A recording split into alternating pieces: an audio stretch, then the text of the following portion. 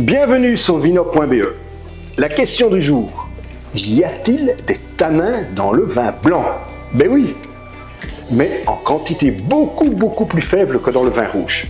Rappelez-vous, les tanins proviennent de la baie du raisin. Ils sont présents dans la peau, dans les pépins, également dans la rafle.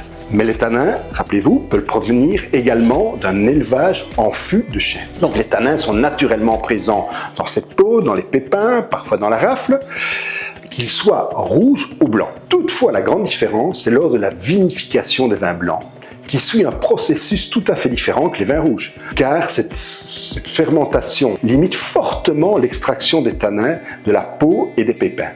En effet, juste après la vendange des raisins blancs, ils sont pressés pour obtenir le jus.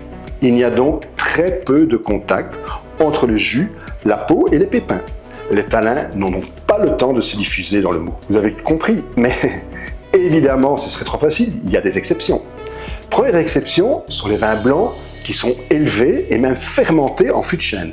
Donc le bois peut transmettre ces tanins doux au vin, comme dans certains grands Bourgogne, des graves blancs ou dans certains champagnes d'ailleurs. L'autre exception, ce sont ces fameux vins oranges.